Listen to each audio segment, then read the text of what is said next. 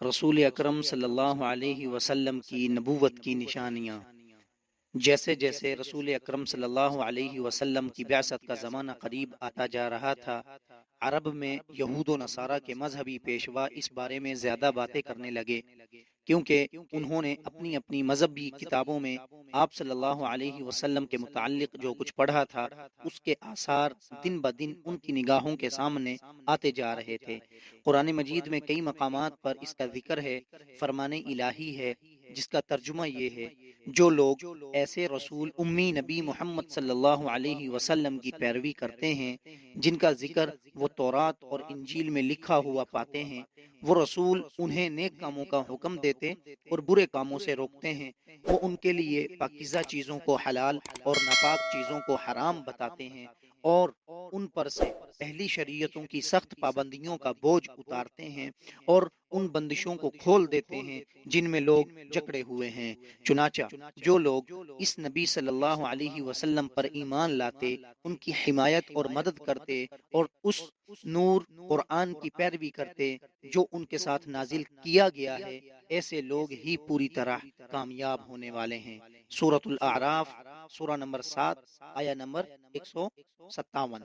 سیدنا علی اور عبداللہ بن عباس رضی اللہ عنہما فرماتے ہیں، اللہ سبحانہ و تعالی نے جتنے بھی انبیاء علیہم السلام مبعوث فرمائے، ان سب سے یہ عہد لیا کہ اگر محمد صلی اللہ علیہ وسلم تمہارے زمانہ میں مبعوث ہوں تو ان پر ایمان لانا اور ان کی مدد کرنا، اور اپنی اپنی امتوں سے عہد بھی لینا کہ اگر تمہاری زندگی میں آپ صلی اللہ علیہ وسلم تشریف لے آئیں تو ان پر ایمان لانا اور ان کی مدد و اتباع بھی کرنا۔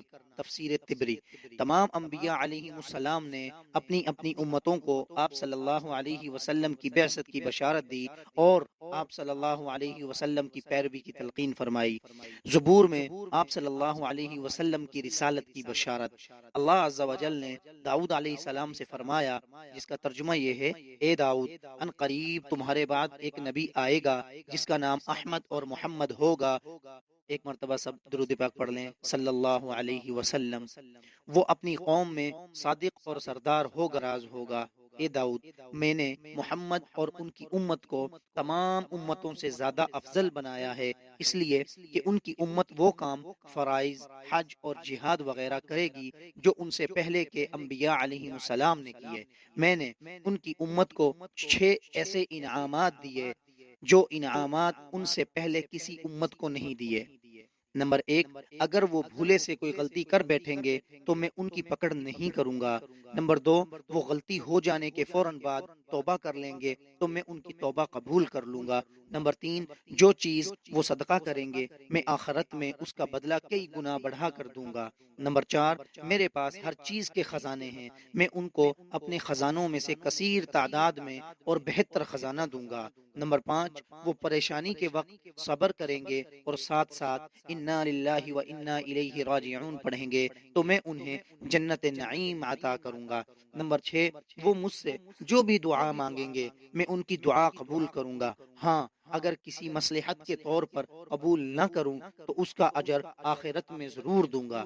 اے داؤد، اگر محمد صلی اللہ علیہ وسلم کا امتی لا الہ الا اللہ وحدہ لا شریک لہ کی گواہی دے گا تو وہ میری جنت میں میرے قریب رہے گا، اور اگر کوئی آدمی ان کے لائے ہوئے دین کو جھٹلائے گا اور میرے احکامات کی توہین کرے گا تو میں اسے قبر میں عذاب دوں گا۔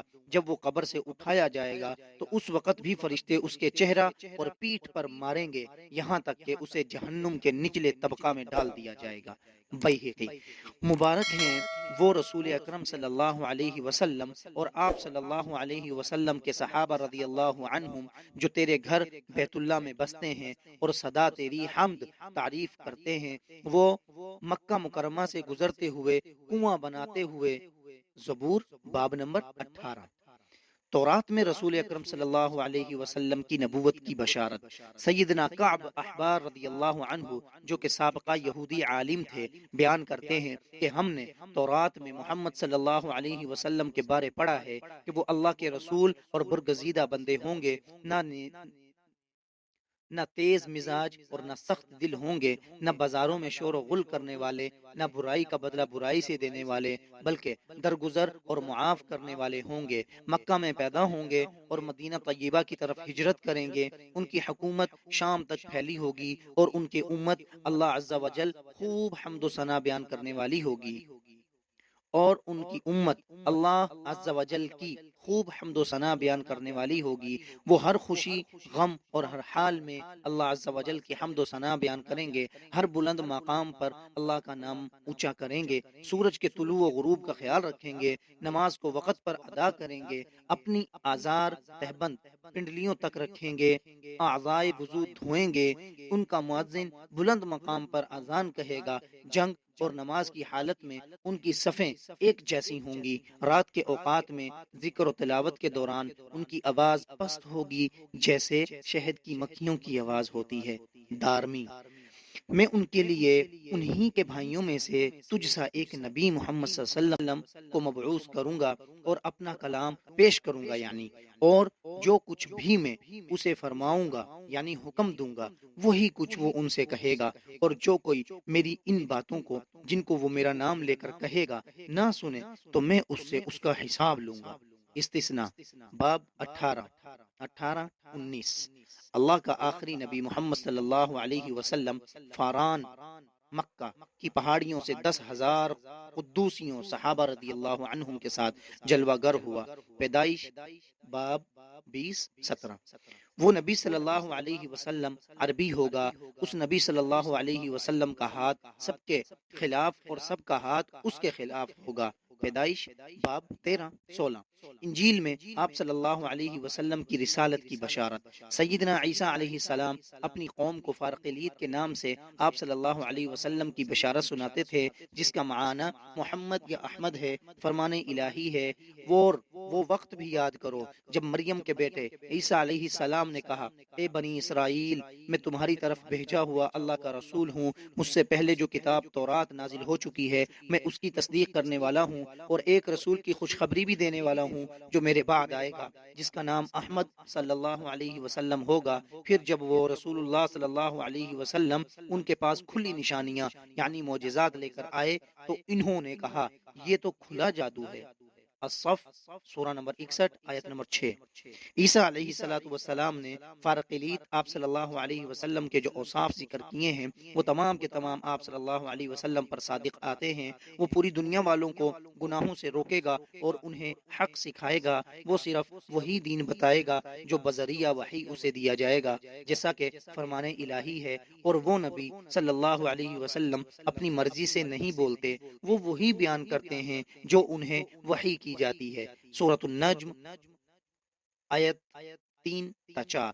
رسول اکرم صلی اللہ علیہ وسلم نے فرمایا، اللہ رب العزت نے سیدنا عیسیٰ بن مریم علیہ السلام کو وحی کے ذریعے اطلاع دی کہ میرے حکم کے بارے میں سنجیدہ رہو اور مذاق نہ کرو۔ اے نیک عورت کے بیٹے، غور سے سنو اور اطاعت کرو۔ میں نے تمہیں بغیر باپ کے پیدا کیا ہے، اس لیے کہ تم تمام لوگوں کے لیے میری نشانی بن جاؤ۔ صرف میری عبادت کرو اور مجھ ہی پر توکل کرو، اور اپنی قوم پر یہ واضح کر دو کہ اللہ تعالی حق ہے جسے کبھی موت نہیں آتی۔ عربی نبی محمد صلی اللہ علیہ وسلم کی تصدیق کرو، جن کے بال گھنگریالے، پیشانی کشادہ، ابرو ملے ہوئے، آنکھیں سیاہ، رخسار سفید اور گھنی داڑھی ہوگی۔ ان کے چہرہ اقدس پر پسینہ موتیوں کی طرح اور اس کی خوشبو مشک کی طرح، گردن چاندی کی سراحی کی طرح حسین، ہنسلی کی ہڈیاں سونے کی طرح خوبصورت، سینے سے لے کر ناف تک انتہائی خوبصورت بال، پاؤں اور ہتھیلیاں گوشت سے بھری ہوئی ہوں گی، اور شخصیت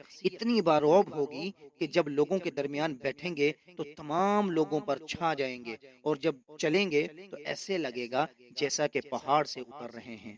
بیہقی۔ اور میں اللہ سے درخواست کروں گا کہ وہ تمہیں دوسرا مددگار احمد صلی اللہ علیہ وسلم کی صورت میں بخشے گا کہ ابد تک وہ تمہارے ساتھ رہے۔ یوحنا باب نمبر 14-17۔